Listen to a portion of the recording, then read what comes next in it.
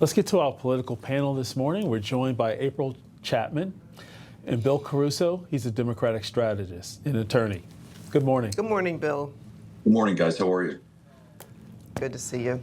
So the Democrats going right for the jugular, wasting no time blaming the deadly Texas floods on President Trump, saying National Weather Service cuts and other staffing issues are responsible. Any indication whether those or other cuts helped play a role in the fact that the people in the flood zone were not prepared and certainly not evacuated? I can't say that conclusively, but I do think that it should be, and I don't think it's helpful to have missing key personnel from the National Weather Service not in place to help prevent these tragedies. And, when I say that we ought to do everything possible to help prevent a tragedy like again, that's part of what I mean. That's why there's an incredible value to the National Weather Service, is because, on most days, obviously, you're not going to have a tragedy like this. But when you have flash flooding, there's a risk that you won't have the personnel to do that analysis, do the predictions in the best way. So, Bill, is pointing fingers the best way to help this situation? Well, with respect, my friend, I didn't see that as pointing fingers. I saw that as asking legit questions right now, and we don't know. I mean, listen, if we had fully staffed National Weather Service and NOAA putting alerts out at 3 o'clock or 2 o'clock in the morning, there still may have been this loss of life because people were sleeping and they might not have heard these alerts, or they might have the alerts turned off. So I think there's a good question right now about what went wrong. We absolutely should be asking those questions. And I applaud the Secretary for her comments yesterday of saying, we're going to look at this, we're going to get at this, we're going to try to figure out whether it was archaic systems that were in place pre-Trump or it was results of staffing decisions that were made that need to get fixed. 80 plus people dying in our country due to floods is unacceptable. And the loss of life, particularly of children, is just unimaginable. So, yeah, I think this is right that we should be all asking what went wrong here and how we fix it. But I also want to come back to another point. You saw tremendous heroism and bravery here, and we can't leave that part out. Normal, everyday citizens, moms and dads, grandpas and grandmas that were with their children, camp counselors, by the way, that were unbelievably ingenious and heroic in saving these little children that were trapped along that camp. I think what you saw was the best of our country at a worst of times, but I think government needs to figure out now what we do to prevent this going forward, and not just here in Texas, but across the land. And if NOAA needs more resources, then we need to look at that. It's not just about your barbecue getting rained out. It's about this type of loss of life. And we're going to bring in April Chapman. She is a Project 21 ambassador. Good morning to you, April. We're talking about the deadly Texas floods that took place. Your initial thoughts in terms of these images, these graphics, the loss of life, and how can we as a country come together? I mean, Bill just mentioned that it's okay to ask questions, but a lot of this was just declarations, people just automatically blaming the president. But April, I want you to weigh in on this. Yeah, I think the response that we saw from the White House, I saw a tweet earlier this morning where they quoted a scripture in the book of Psalm, just talking about how the Lord is near to the brokenhearted. And when natural disasters like this happen, the first thing that we do need to keep in mind is that they are natural disasters. We didn't really see much of an inefficiency or a lack of response in this situation, and to try to politicize this and this soon to place blame or to cast aspersions on one side or the other, it's just completely inappropriate. We should be praying for these families. We should be celebrating the heroes that swooped in a moment's notice and saved so many, and then pray for the families who are dealing with the loss of life at this time. Definitely. You said it perfectly, April. Moving on to this, President Trump set to meet with Israeli Prime Minister Benjamin Netanyahu again at the White House. The two world leaders are expected to talk about the Israel-Iran conflict, Tehran's nuclear program, and of course, a ceasefire deal with Hamas. How do you see this playing out, Bill? Well, listen, I think it's a good conversation that, he's got to be engaged. The president's got to be engaged regularly with Netanyahu right now. So we've got sort of two fronts to a war going on. Iran looks like it has stabilized for now, although that, is a hornet's nest that's going to pop up every time.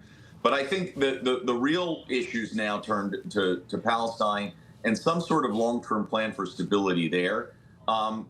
Things are good right now. I think you see the potential for a long-lasting peace there. But I think it's going to take not only Netanyahu and Israel, but all of the partners in that region to work together. And the United States is going to play a lead role with the global community. So I'm for this. I think it's a good conversation. I think that him keeping the president keeping Netanyahu close is the smart move on his part. In April, what do you say about the media, the naysayers that are like, oh, this is just words? Netanyahu's coming back to Washington again to meet with the president. Your thoughts in terms of the liberal media and how they are just not being supportive in terms of anything this president is doing, but especially when it comes to Benjamin Netanyahu, Israel, and how all of this played out? Yeah, the liberal media, it doesn't matter what Donald Trump does. When he has a win, they're never going to celebrate his wins. If he makes a mistake, they're going to make sure they're going to elevate those mistakes. What we've seen in this situation is that the president has demonstrated strength. He's demonstrated that he's not afraid to hold anyone accountable. And this meeting with Netanyahu, I think it's a step in the right direction. The terrorists that we've been dealing with for so long, Donald Trump has demonstrated that we need to exert lots and lots of pressure on them and then be willing to cash checks when necessary to make sure that they understand that we mean business.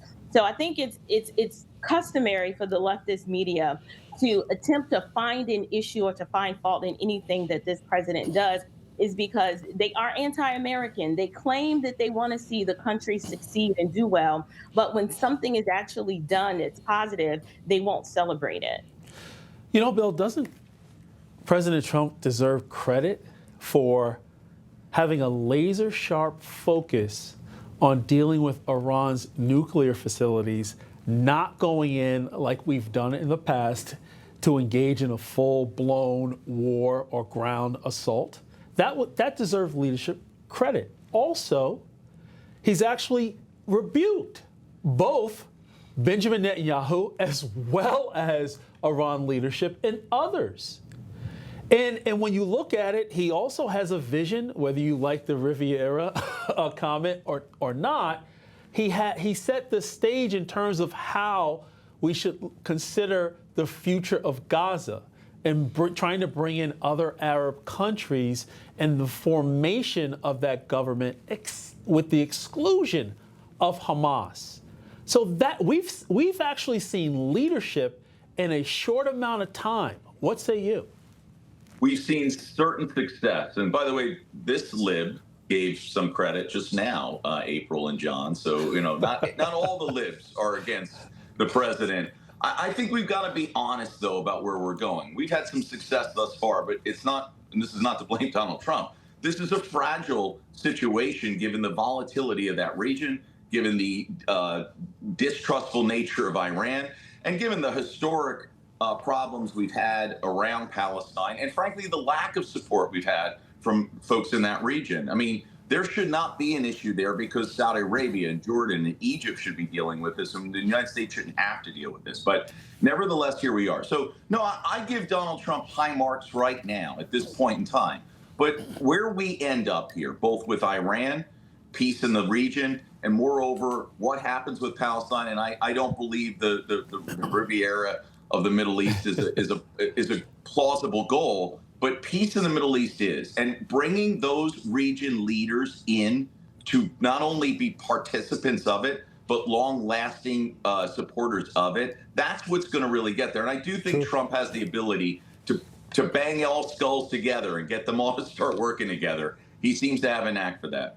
Yeah. Good point. It's momentum and his progress. I mean, it's only July, and he's taken on international affairs and affairs that are going on in our country as well. Well, we're going to switch gears to this now. With the Trump administration is expected to keep the tariff talks going with international trading partners, even with the July 9th tariff deadline looming.